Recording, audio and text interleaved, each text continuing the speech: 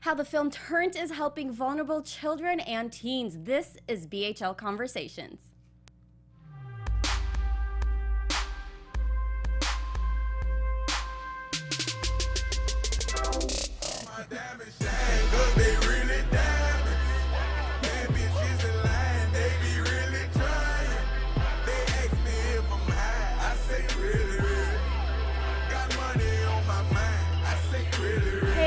I am Nataly Tavidian. Welcome to BHL Conversations. You can find me everywhere at Nataly Tavidian, and I am here with the incredible Meiko Taylor.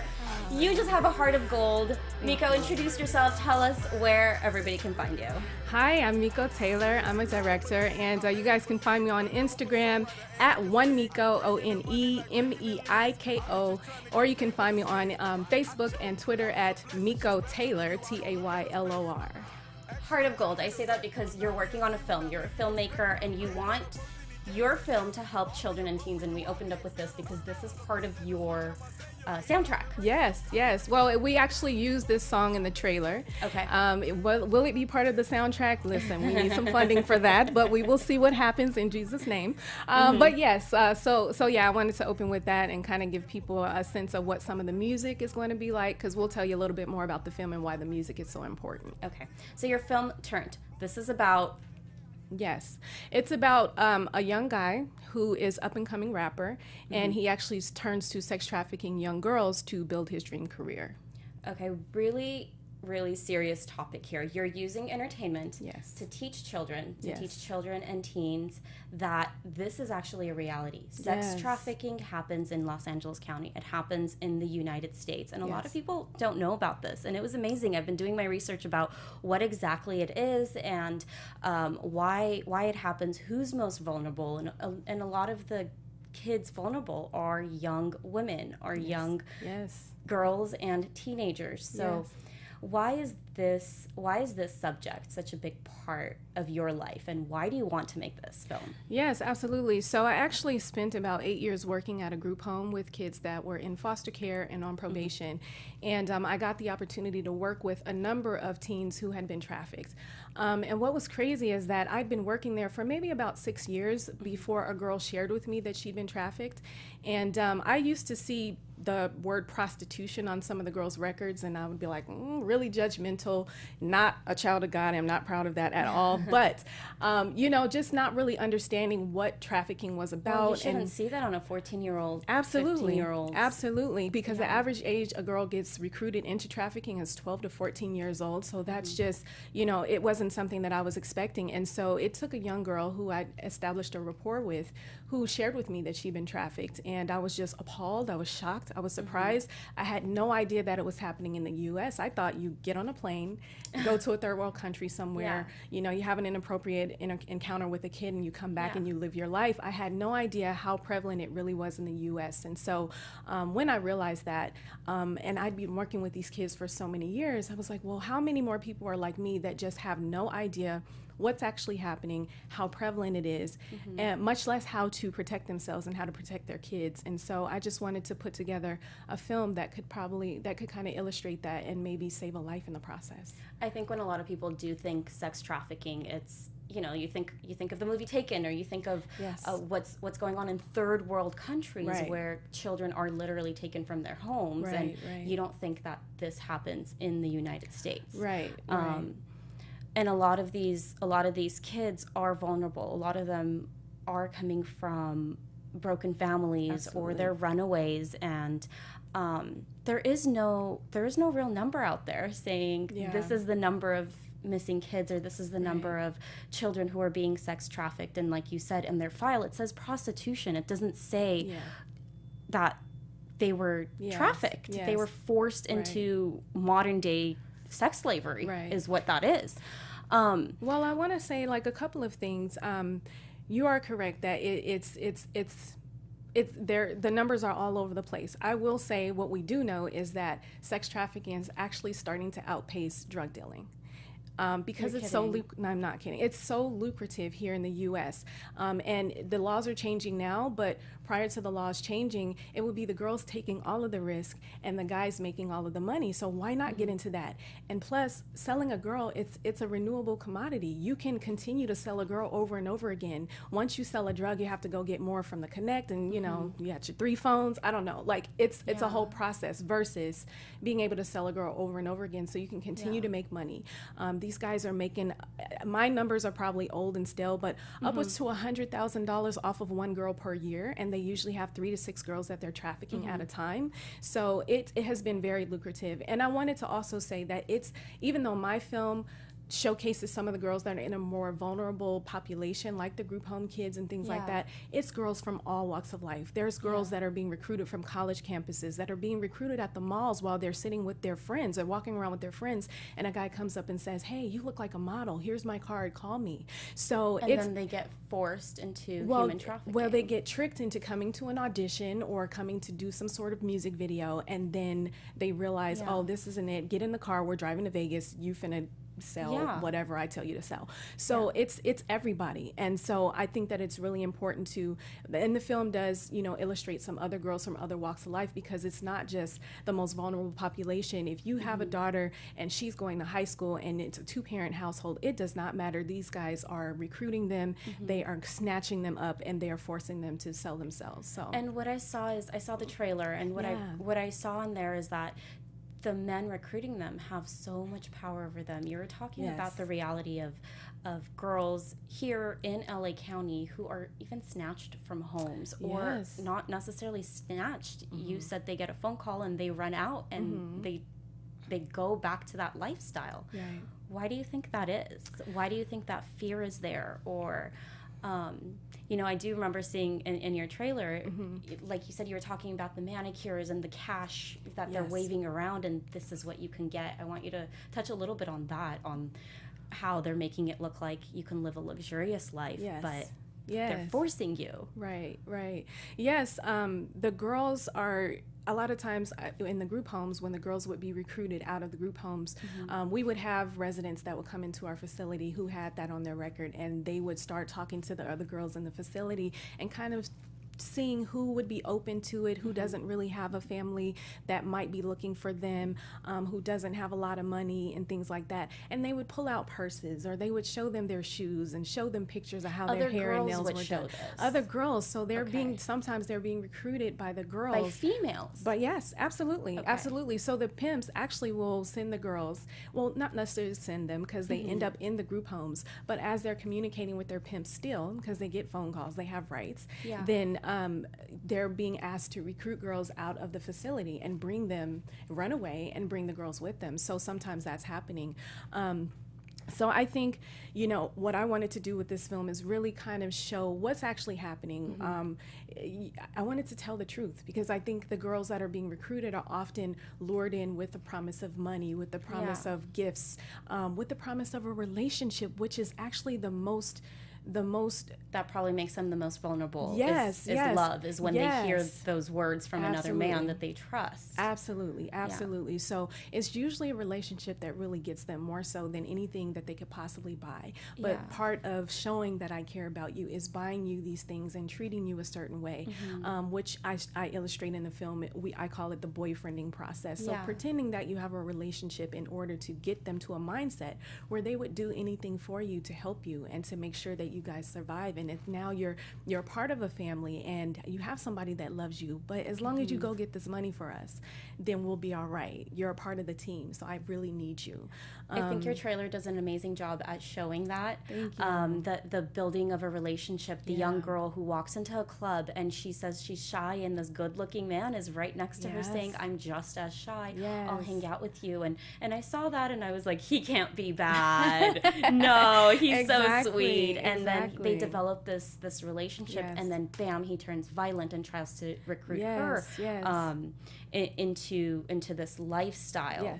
You showed that beautifully. Thank you so much. I want to give a shout out to the actors that played that. Dakia Anderson is actually our lead actress. She plays Mia. We have young Texamill. He's a rapper here. He's actually a rapper. He has some amazing music. But he plays Jamal, and he does a fantastic job. Offset, he is the sweetest guy. He has such a hard time getting into that role sometimes when I have to have him grab or slap or whatever the case may be, because it's so not him. But he understands the importance of telling this story and being truthful about it, and so he really goes for it, and he goes there. I have an amazing comedian, Rod Kells, who plays the gorilla pimp actually in the film. So, but with some humor, because we needed to lighten it up a little bit. So it's not all, you're not going to be crying the entire time. You're going to laugh too, because this guy, he's just an amazing comedian. And then we have Latia Solomon, who plays the recruiter.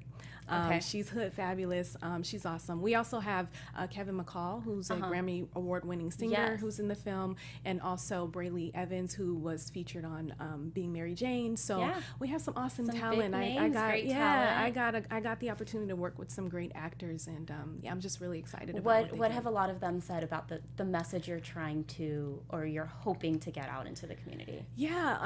I think we all have just come together and want to just help, however we can with this project. One of the things that I always do with every film that I do films that tell a message and that have a message and say something important, because what are we using the platform for if we're not helping people and changing the dialogue, changing minds, changing hearts in society? So I really am a filmmaker that's about that. And so when I bring people on, I want them to understand, what are we doing and what is this really about? Do your research on sex trafficking. Understand what we're really fighting for and what we're really fighting about. Each and every one of them were so surprised to hear how prevalent it was here in the U.S. and just, what is actually happening with these girls once they get recruited, and what are some of the things that they're doing. Even though you're working in the home with these girls and you're mentoring them, and you had no idea that this is where they come from. Absolutely. And that's why this film is so important, because I think that there's a lot of people like me who never touch and get to work with any of these girls, and so for me to not know that what was going on, and it's happening right under my nose. I just wondered how many people were like me that had absolutely no idea what was happening in the U.S. as it related to trafficking. And then if you don't know, then how do you save your own girls? How do you protect them? How do you have the dialogue? I feel like this film is more than just a documentary, because it allows people to sit and breathe with the characters and really get to follow the journey and really see what it's about. And I'm hoping that girls from different walks of life will be able to see themselves within the characters, be able to recognize what are some of the tactics that traffickers are using to recruit them and to pull them in, and then to be able to say no and to save a life in the process. As difficult as it is to speak about sex trafficking, it's not a light subject. But it's the truth that's happening. It's happening out there. And I hope that young girls go out and watch this. And we were talking about this earlier about what you just mentioned. It is not a documentary. You're not going to sit there and learn all the statistics, even though the statistics are shocking. It's entertaining. It is entertaining. It's a hip hop drama. Absolutely. And it's something that you want to watch, and it's something that you want gets the truth out there. Yes, absolutely. I've taken really painstaking time to make sure that the script is interesting.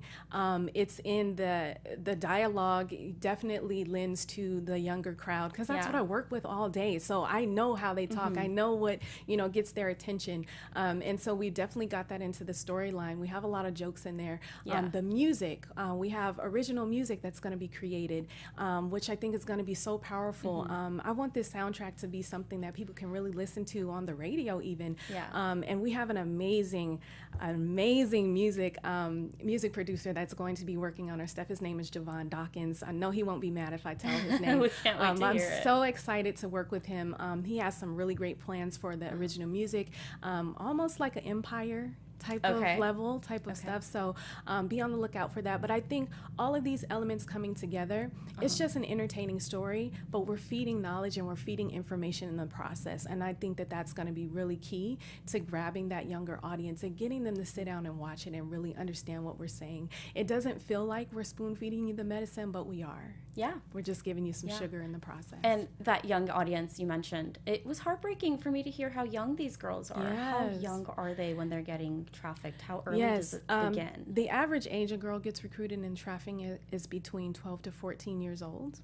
a lot of the girls that I was working with, they had already been in it for a few years because they were 16, 17, 18 years old. I witnessed so much. I had girls being basically essentially kidnapped from our facilities, being picked up by their pimps and taken away from our facility.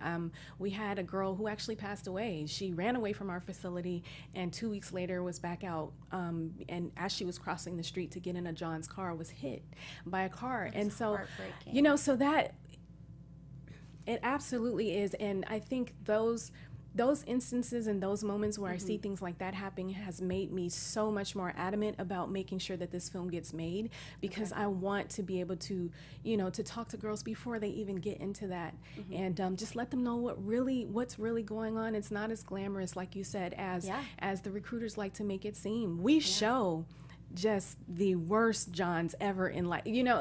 We cast it so great with this film, and I can't wait to show some of those scenes, because the people that we have her, as her customers, you would not, it looks so inappropriate. You would not, as a young girl, be interested in this guy. But this is going to be your life if this is what you go for and this is what you want to do. So I think that it was just really important to just be really realistic, to tell the truth.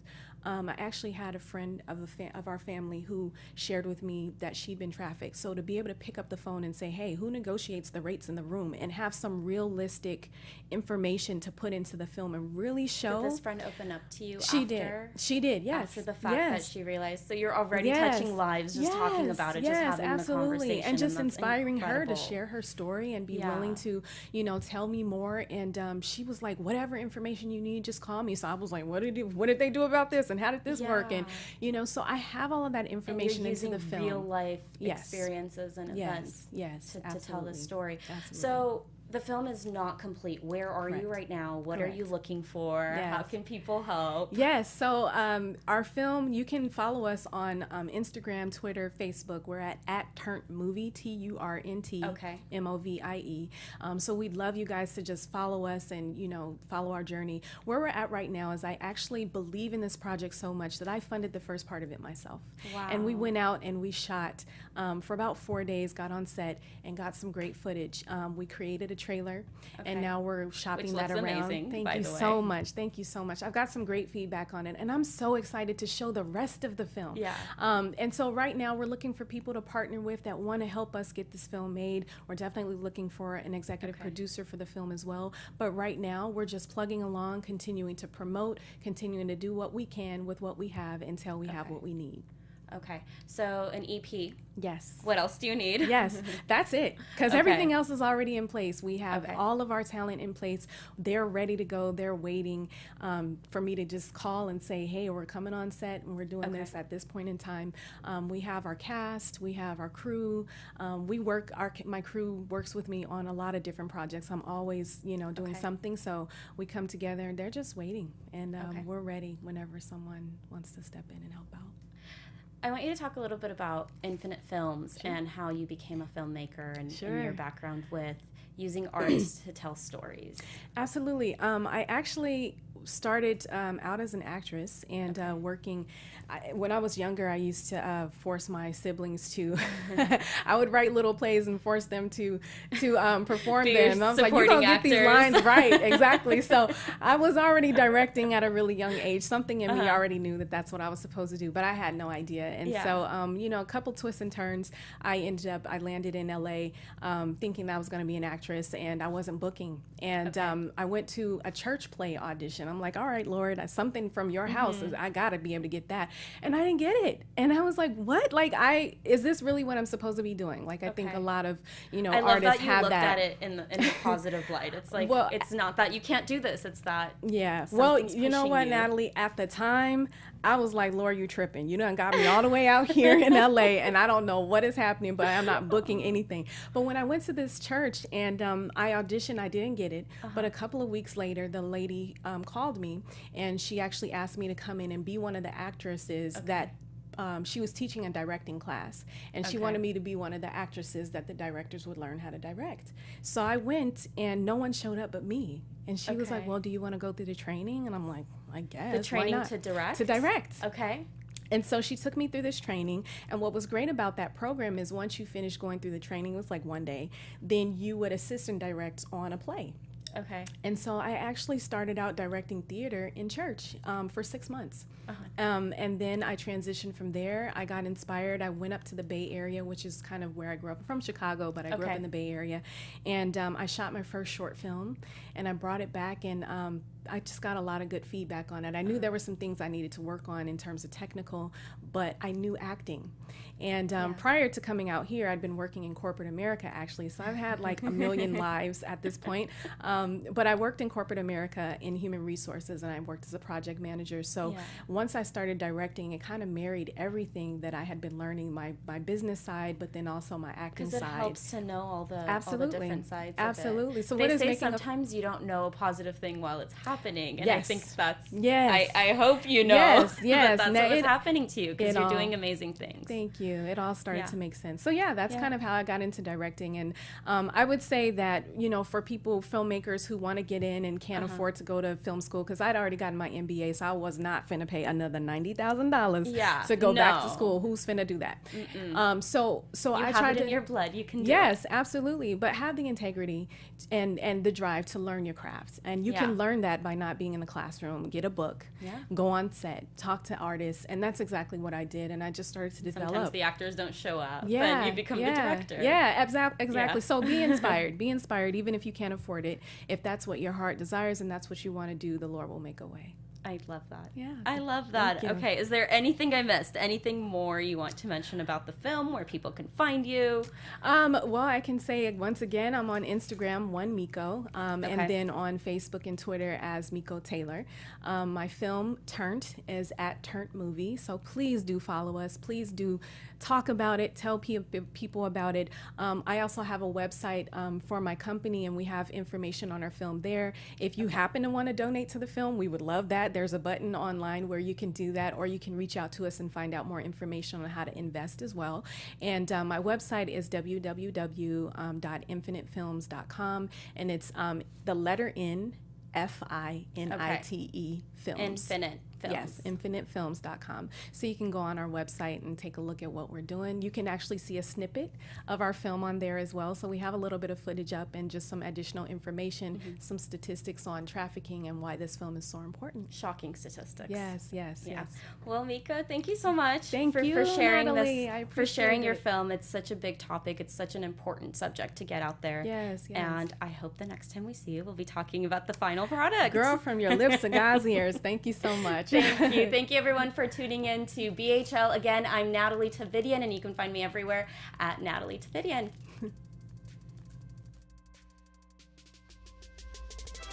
From producers Maria Menounos, Dario Kristen, Tiana Hobson, Kevin Undergaro, and the entire BHL crew, we would like to thank you for supporting Black Hollywood Live, the first online broadcast network dedicated to African American entertainment. For questions and comments, contact us at info@blackhollywoodlive.com. Like us on Facebook, tweet us, or Instagram us at BHL Online.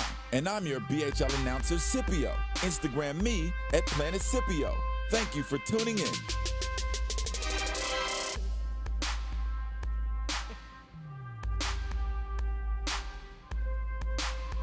Hollywood Redefined. The views expressed here are those of the host only and do not necessarily reflect the views of BHL or its owners or principals.